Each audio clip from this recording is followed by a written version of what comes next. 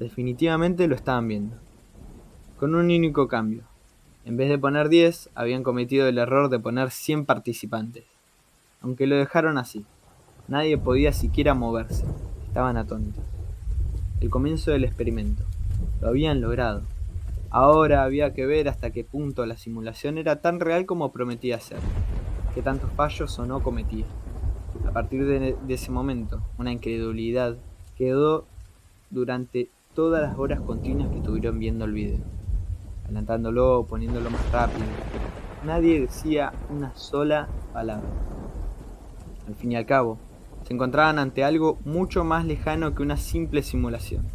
Eran personas, con todo lo que ello conlleva. Tenían no solo características básicas prediseñadas, sino que gustos, sesgos, pasiones, temores, amores y todo lo que pueda significar ser humano. En el experimento pudieron ver cómo las personas pasaban por distintas situaciones que irán siendo nombradas a través del tiempo, porque cada una merece la atención. Desde romper sillas y mesas en una loca pelea, sexo, alucinaciones, devastamientos, descubrimientos, llantos, temores, vómitos, delirios, disociaciones, religiones y hasta la misma muerte. La tensión en el lugar era incomparable. Nadie que no haya estado allí podría haber sentido algo igual. El profesor, el más charlatán, el que siempre tenía algo para decir, preguntar, no tenía palabras. Pausaron ese video y quedaron minutos en silencio. Minutos eternos, que sentían el peso de tener en las manos la capacidad de crear realidades, tan complejas como la propia. Ese poder era parecido al de un dios, y ellos lo sabían. Con todo poder se pone en juego muchas cosas delicadas que pueden fungir en un declive mismo de la sociedad. No solo era eso, sino que los dejaba sin palabras lo que habían visto. Pudieron presenciar personalidades auténticas, definidas, como si fueran videos de la misma realidad. Hasta que por fin, Asier, un antropólogo que había formado parte, interrumpió la angustia. Sé que es mucho, pero hay algo por donde tenemos que empezar. Diría que pongamos algo en común de lo que hablar y partimos de allí. Perdonen, necesito descansar y procesar todo esto. Yo por hoy me retiro, dijo Sasha y se fue. Yo creo que lo más importante, o por lo menos lo que más me impactó a mí, fue la misma muerte. Principalmente cuando vimos al hombre atravesarse con una espada. No solo no puedo sacar de mi mente la imagen, sino que me hizo dudar de qué es la muerte para estos seres. ¿Qué es la misma muerte para nosotros mismos? Pues técnicamente es la desaparición de datos de nuestro ordenador esto que vimos. Pero vimos cómo ese hombre hasta tenía familia e hijos. Este ser, que es no más que una configuración de datos, tomó la decisión de suicidarse por angustia y dolor. Sentimientos tan humanos como lo que hemos sentido cualquiera de nosotros, dijo señalando a todos. Es un buen tema, pero me parece hasta aún más interesante el amor que vivió una de las personas. Sufrió por amor, dudó por él mismo, y en medio de todas sus alucinaciones mostró que lo único que quería era estar con aquel hombre que tanto le había cuidado durante esa experiencia. De aquí surgen dudas tales como: ¿qué es el amor entonces? ¿Es el amor esto, lo que vimos, si es de máquinas? Además, podemos ver que comentan entre ellos que al ser un amor gay es algo que puede estar mal visto y que los otros podrían odiarlo por ello, es decir, prejuicios característicos de la sociedad, de cualquiera de ellos. Así, seguían sumando temas posibles a debatir, cada uno con la posibilidad de hacer dudar hasta lo indudable. Pero el profesor, extrañamente, se mantenía en silencio, con la mirada perdida, hasta que en un momento de lucidez se levantó y dijo con temor y mucha angustia: por lo que veo todavía no se han percatado de lo más importante, lo que aún me deja temblando, dijo mirando sus manos que se movían temblorosas como si tuviera Parkinson. Que mi cerebro poco llega a comprender. En un momento, aunque efímero, se puede ver introducir a uno de ellos lo que era mi mayor miedo. Se queda callado mirando al piso, como intentando encontrar algo de sentido, sin lograr hacerlo, siendo devuelto por la pregunta de análogos. ¿Y qué es, profesor? Disculpen. Lo más importante es la parte en la que uno de los jóvenes, ante el delirio del todo, empieza a darse cuenta de que por sustancias de su realidad podía ser alterada, que él lo que veía cotidianamente no era más que una simulación de sus sentidos formando una imagen de esto a lo que se le llama conciencia. Pero que una droga en su organismo afectaba no solo cómo los sentidos percibían todo, sino que finalmente lo que forman los sentidos, la misma conciencia, podía estar en sí en un estado de alteración. Por lo que empezó a pensar en ello, dudando así de qué era eso que normalmente veía, entendiendo que no era más que una mera interpretación de su cerebro, algo infinitamente más complejo, eso a lo que nosotros llamamos su realidad, y que si algo terrenal, creado en su laboratorio, ese LSD, podía causar tal alteración al punto de poder escuchar colores, algo que había pasado y como sabrán se llama sinestesia, algo que ya fue caracterizado por nuestros científicos. Si algo así podría suceder, como podría estar seguro de que era real lo que estaba viendo, de que su vida no era más que una mera ficción. Se detuvo nuevamente.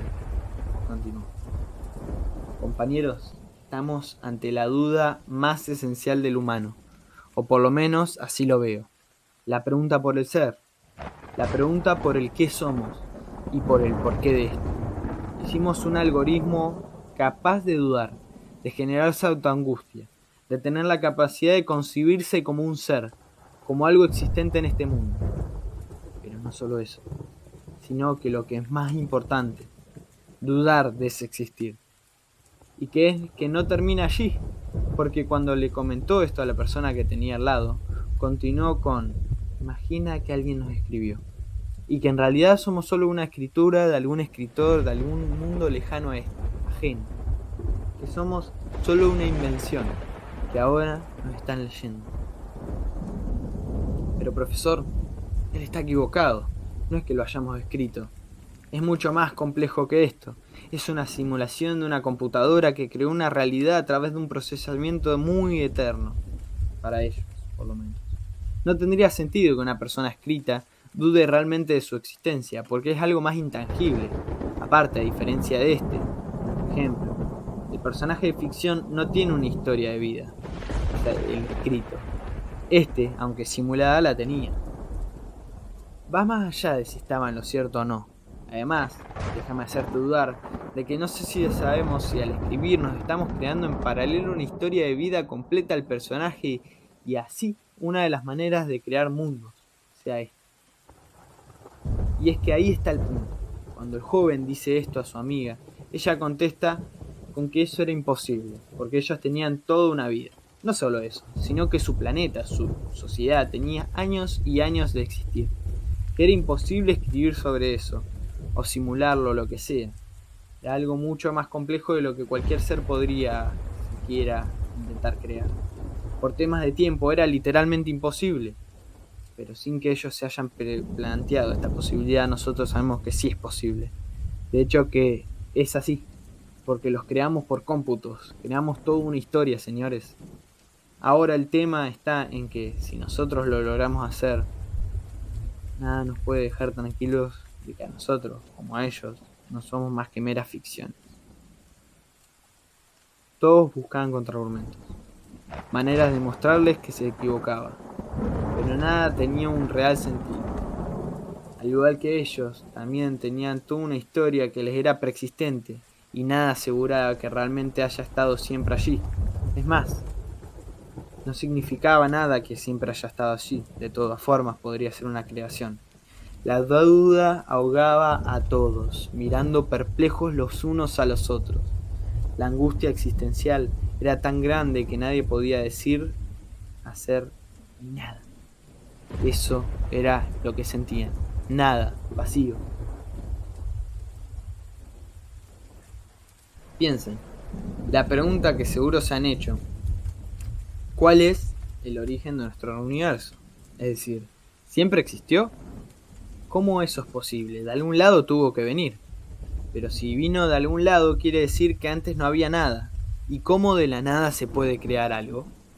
La nada no es la exclusión de cualquier cosa, incluso de la misma nada. Excluye todo. La nada no es nada. Así como la definición del todo incluye la nada, ya que en todo es todo, incluyendo la misma nada. ¿Qué es la nada, señores? ¿Qué es el todo, señores?